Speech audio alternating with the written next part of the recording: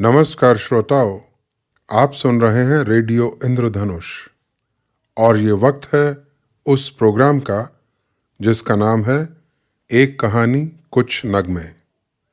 आज इस प्रोग्राम में हम प्रस्तुत कर रहे हैं रविंद्रनाथ टैगोर की लिखी कहानी भिखारिन और ये कहानी आपको सुना रहे हैं जतिंदर शर्मा। लीजिए पेश है ये कहानी। अंधी प्रतिदिन मंदिर के दरवाजे पर जाकर खड़ी होती।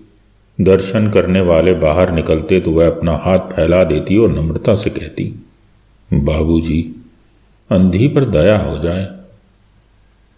वह जानती थी कि मंदिर में आने वाले सहृदय और श्रद्धालु हुआ करते हैं। उसका यह अनुमान असत्य न था।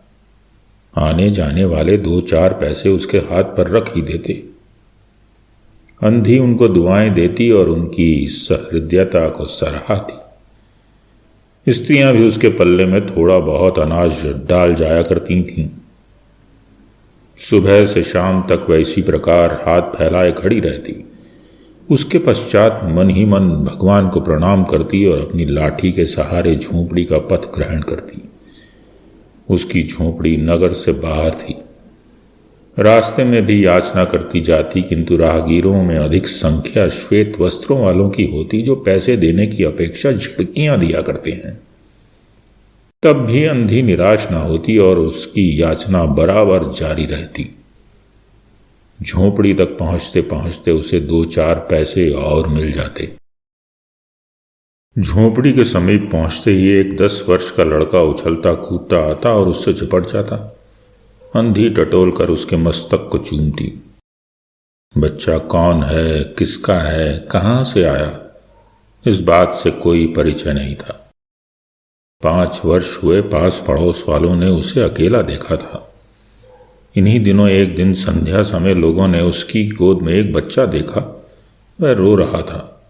अंधी उसका मुख चूम चूम कर उसे चुप कराने का प्रयत्न कर रही थी। वह कोई असाधारण घटना न थी, अतः किसी ने भी न पूछा कि बच्चा किसका है। उसी दिन से यह बच्चा अंधी के पास था और प्रसन्न था। उसको वह अपने से अच्छा खिलाती और पहनाती। अंधी ने अपनी झोंपड़ी में एक हांडी गाड़ रखी थी। संध्या समय जो कुछ मांग कर लाती उसमें डाल देती और उसे किसी वस्तु से ढांप देती, इसलिए कि दूसरे व्यक्तियों की दृष्टि उस पर ना पड़े। खाने के लिए अन्न काफी मिल जाता था, उससे काम चलाती। पहले बच्चे को पेट भर कर खिलाती, फिर स्वयं खाती। रात को बच्चे को अपने वक्ष से लगाकर वहीं पड़ रहती। प्रातःकाल होते ही उसको खिला पिलाकर फिर मंदिर के द्वार पर जा खड़ी हो जाती। काशी में सेठ बनारसी दास बहुत प्रसिद्ध व्यक्ति हैं। बच्चा बच्चा उनकी कोठी से परिचित है। बहुत बड़े देशभक्त और धर्मात्मा हैं। धर्म में उनकी बड़ी रुचि है। दिन के 12 बजे तक सेठ स्नान ध्यान में संलग्न रहते। कोठी पर हर समय भीड़ लगी रहती।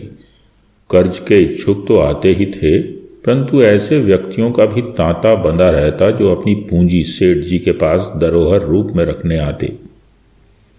सैकड़ों भिखारी अपनी जमा पूंजी इन्हीं सेठ जी के पास जमा कर जाते। अंधी को भी यह बात ज्ञात थी, किंतु पता नहीं अब तक वह अपनी कमाई यहां जमा कराने में क्यों हिचकिचाती रही। उसके पास काफी रुपए हो गए थे।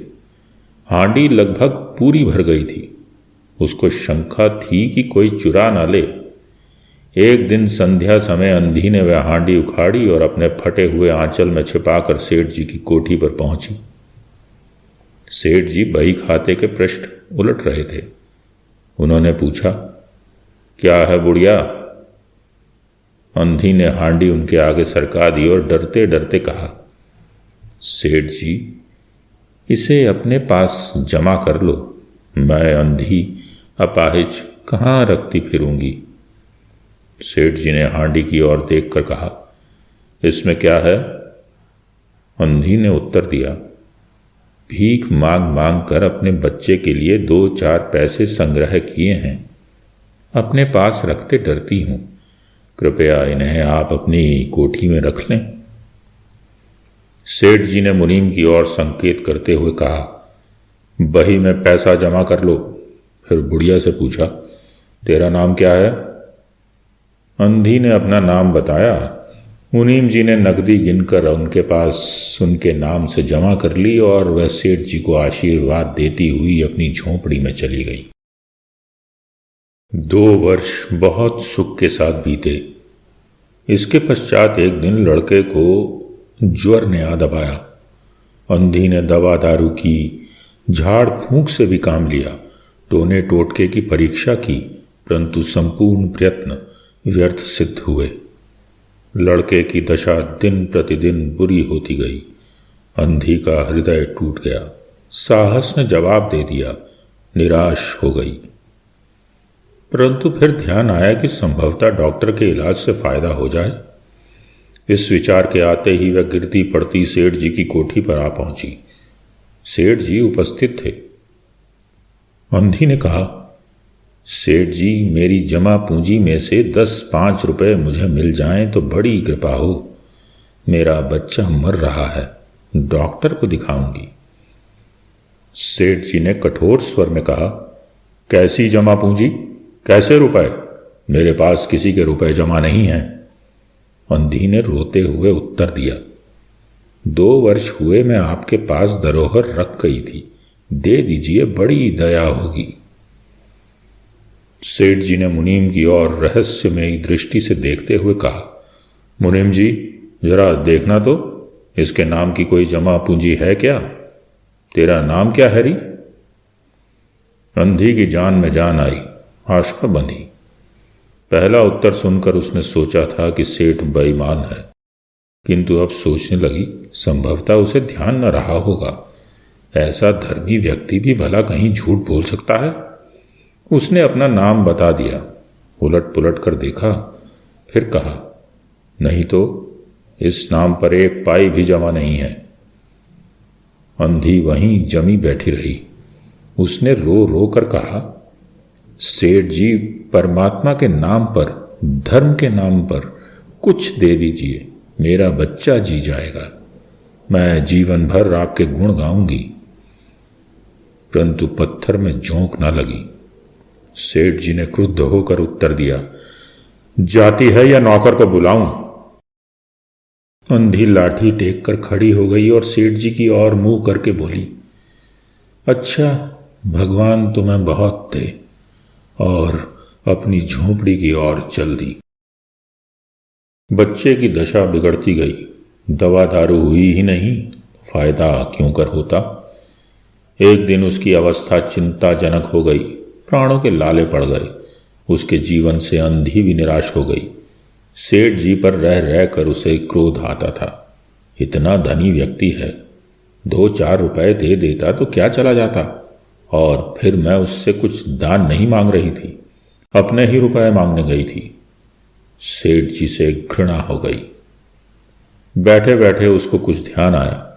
उसने बच्चे को अपनी गोद में उठा लिया और ठोकरें खाती गिरती पड़ती सेठ जी के घर पहुंची और उनके द्वार पर धरना देकर बैठ गई। बच्चे का शरीर बुखार से भभक रहा था और अंधी का कलेजा भी। एक नौकर किसी काम से बाहर आया। अंधी को बैठा देखकर उसने सेठ जी को सूचना दी। सेठ जी ने आज्ञा दी कि उसे भगा दो। नौकर ने अंधी से चले जाने को कहा, किंतु वह उस स्थान से न हिली। मारने का भय दिखाया, पर वह टस से मस न हुई। उसने फिर अंदर जाकर कहा कि वह नहीं टलती। सेठ जी स्वयं बाहर पधारे, देखते ही पहचान गए। बच्चे को देखकर उन्हें बहुत आश्चर्य हुआ कि उसकी शक्ल सूरत उनके मोहन से बहुत मिलती जुलती थी। 7 वर्ष हुए तब मोहन किसी मेले में खो गया था। उसकी बहुत खोज की, पर उसका कोई पता न चला। उन्हें स्मरण हो आया कि मोहन की जांघ पर एक लाल रंग का चिन्ह था। इस विचार के आते ही उन्होंने अंधी की गोद के बच्चे की जांघ देखी। चिन्ह अवश्य था, परंतु पहले से कुछ बड़ा। उनको विश्वास हो गया कि बच्चा उन्हीं का है। तुरंत उसको छीनकर अपने कलेजे से चिपटा लिया। शरीर ज्वर से तप रहा था। नौकर को डॉक्टर लाने के लिए भेजा और स्वयं मकान के अंदर चल दिए। अंधी खड़ी हो गई और चिल्लाने लगी, मेरे बच्चे को ना ले जाओ, मेरे रुपए तो हजम कर लिए, अब क्या मेरा बच्चा भी मुझसे छीनोगे? सेठ जी बहुत चिंतित हुए और कहा, बच्चा मेरा है, यही एक बच्चा है, 7 वर्ष पूर्व कहीं खो गया था, अब मिला है, सो इसे कहीं नहीं जाने दूंगा और लाख यत्न करके भी इसके प्राण बचाऊंगा। अंधी ने एक जोर का ठहाका लगाया, तुम्हारा बच्चा है इसलिए लाख यत्न करके भी उसे बचाओगे? मेरा बच्चा होता तो उसे मर जाने देते, क्यों? यह भी कोई न्याय है? इतने दिनों तक खून पसीना एक एक करके उसको पाला है, मैं उसको अपने हाथ से नहीं जाने दूंगी। सेठ जी की अजीब दशा थी, कुछ करते धरते बन नहीं पड़ता था। कुछ देर वहीं मौन खड़े रहे, फिर मकान के अंदर चले गए। अंधी कुछ समय तक खड़ी रोती रही, फिर वह भी अपनी झोंपड़ी की ओर चल दी। दूसरे दिन प्रातःकाल प्रभु की कृपा हुई, यह दवा ने जादू का सा प्रभाव दिखाया। मोहन का बुखार उतरने लगा। होश आने पर उसने आंखें खोली तो सर्वप्रथम शब्द उसकी जबान से निकला, मां। चहुं और अपरिचित शक्लें देखकर उसने अपने नेत्र फिर बंद कर लिए। उस समय से उसका बुखार फिर अधिक होना आरंभ हो गया। मां मां की रट लगी हुई थी। डॉक्टरों ने जवाब दे दिया। सेठ जी के हाथ पांव फूल गए। चारों ओर अंधेरा दिखाई पड़ने लगा। क्या करूं? एक ही बच्चा है, इतने दिनों बाद मिला भी तो मृत्यु उसको अपने चंगुल में दबा रही है। इसे कैसे बचाऊं? सहसा उनको अंधी का ध्यान आया। पत्नी को बाहर भेजा कि देखो कहीं वह अब तक द्वार पर न बैठी हो, परंतु वह वहां कहाँ थी। सेठ जी ने अपनी गाड़ी तैयार कराई और बस्ती से बाहर उसकी झोंपड़ी पर पहुंचे। झोंपड़ी बिना द्वार के थी। अंदर चले गए। देखा, अंधी एक फटे पुराने टाट पर पड़ी है और उसके नेत्रों से अश्रुधार बह रही है। सेठ जी ने धीरे से उसको हिलाया। उसका शरीर भी अग्नि की भांति तप रहा था। सेठ जी ने कहा, बुढ़िया, तेरा बच्चा मर रहा है। डॉक्टर निराश हो गए। रह रह कर वह तुझे पुकारता है। अब तू ही उसके प्राण बचा सकती है। चल और मेरे नहीं नहीं, अपने बच्चे की जान बचा ले। अंधी ने उत्तर दिया, मरता है तो मरने दो, मैं भी मर रही हूं। हम दोनों स्वर्ग लोक में फिर माँ बेटे की तरह मिल जाएंगे। इस लोक में सुख नहीं है, वहां मेरा बच्चा सुख में रहेगा। मैं वहां उसका सुचारू रूप से सेवा सुरक्षा करूंगी। सेठ जी रो दिए। आज तक उन्होंने किसी के सामने सिर न झुकाया था, किंतु इस समय अंधी के पांव पर गिर पड़े और रो रो कर कहा, ममता की लाज रख लो, आखिर तुम भी उसकी मां हो। चलो, तुम्हारे जाने से वह बच जाएगा। ममता शब्द ने अंधी को विकल कर दिया। उसने तुरंत कहा, अच्छा चलो। सेठ जी सहारा देकर उसे बाहर लाए और कार में बैठा दिया। कार घर की ओर दौड़ने लगी। उस समय सेठ जी और अंधी भिखारिन दोनों की एक ही दशा थी। दोनों की यही इच्छा थी कि शीघ्र से शीघ्र अपने बच्चे के पास पहुंच जाएं। कोठी आ गई। सेठ जी ने सहारा देकर अंधी को उतारा और अंदर ले गए। भीतर जाकर अंधी ने मोहन के माथे पर हाथ फेरा। मोहन तुरंत पहचान गया कि यह उसकी मां का हाथ है। उसने नेत्र खोल दिए और उसे अपने समीप खड़े हुए देखकर कहा, मां, तुम आ गई? अंधी भिखारिन मोहन के सिरहाने बैठ गई और उसने मोहन का सिर अपने गोद में रख लिया। उसको बहुत सुख अनुभव हुआ और वह उसकी गोद में तुरंत सो गया। दूसरे दिन से मोहन की दशा अच्छी होने लगी और 10-15 दिन में वह बिल्कुल स्वस्थ हो गया। जो काम हकीमों के जोशांदे, वैद्यों की पुड़िया और डॉक्टरों के मिक्सचर न कर सके, वह अंधी की स्नेहमयी सेवा ने पूरा कर दिया। मोहन के पूरी तरह स्वस्थ हो जाने पर अंधी ने विदा मांगी। सेठ जी ने बहुत कहा कि वहीं उन्हीं के पास रह जाए, परंतु वह सहमत न हुई। विवश होकर विदा करना पड़ा। जब वह चलने लगी तो सेठ जी ने रुपयों की एक थैली उसके हाथ में दे दी। अंधी ने मालूम किया, इसमें क्या है? सेठ जी ने कहा, इसमें तुम्हारी धरोहर है, तुम्हारे रुपए, मेरा वह अपराध।